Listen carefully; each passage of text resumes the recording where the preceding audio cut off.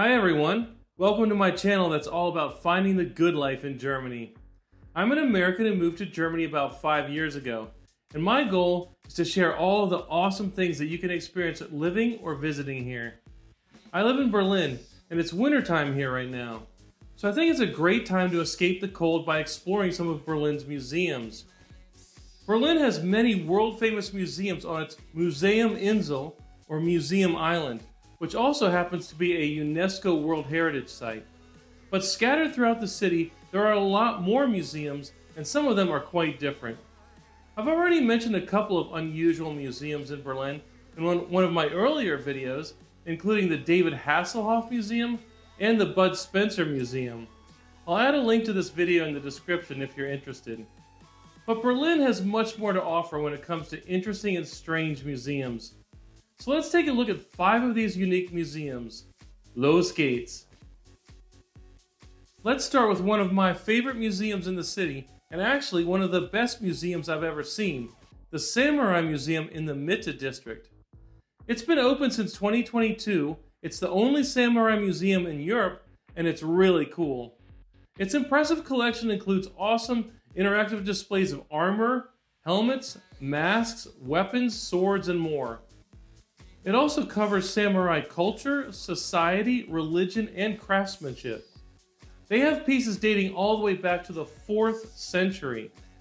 Now, you may be wondering, why is this museum in Berlin? Well, it turns out that a German real estate entrepreneur named Peter Janssen bought a samurai sword at a Berlin flea market about 30 years ago. This launched his obsession with samurai culture, which led him to collect over 4,000 samurai artifacts, and eventually he opened this museum. And now, this museum is so popular that it's been nominated as the European Museum of the Year for 2026. If you're a fan of Japanese culture, I definitely recommend you check out this museum. Okay, the next museum is called the Museum der Dinge, or the Museum of Things, and it's also located in Berlin's Mitte district. It's focused on the design of everyday objects from the 20th century to the present. This museum contains about 15,000 different objects, but they're not all currently on display.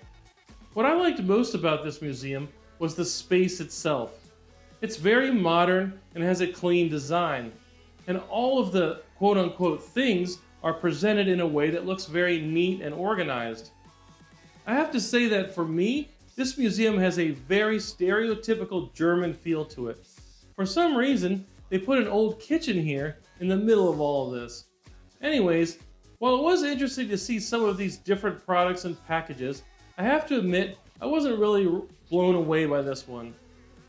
But if you're really into product design, you may love this museum. Now the next museum, on the other hand, I really liked a lot. Maybe it's because I'm a gamer, so this was a bit of a nostalgia trip for me. The Computerspielemuseum, or Computer Game Museum in Berlin's Friedrichshain district, is just awesome.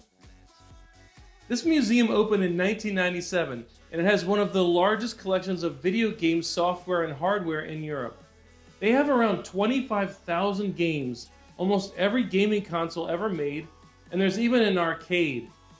It was really cool seeing all of the old consoles and old school arcade games. They also have excellent displays on the history of gaming. One highlight for me was that they had the very first game I ever played, Pong. It might look like one of the most boring games you could ever imagine, but when it came out, it was revolutionary. They even had this crazy thing called the Pain Station, which gives you a shock or a blast of heat if you lose. I'm not so sure if I would ever try that one. Anyways, if you're in Berlin and you're a gamer like me, this museum is a must-see.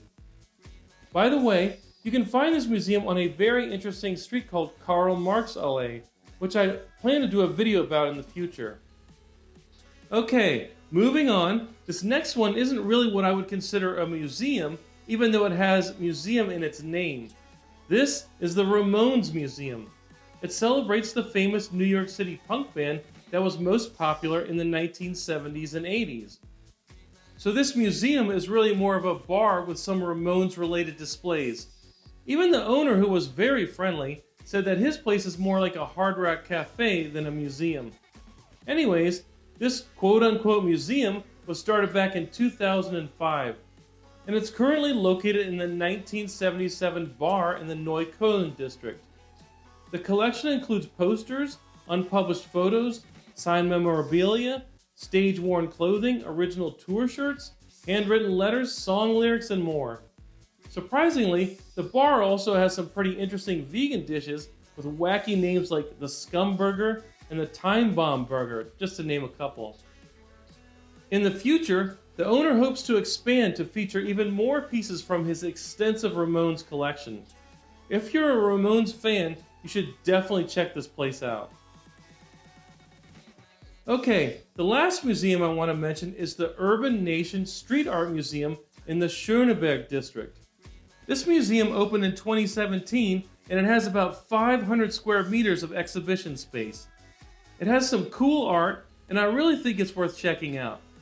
A whole wall is covered with art from one of my favorite street artists, Shepard Fairey. Even their bathroom is covered in art. Wow, look at all these stickers. And there's another really cool thing about this museum. Whenever they start a new exhibit here, they have a street artist paint the outside of the building.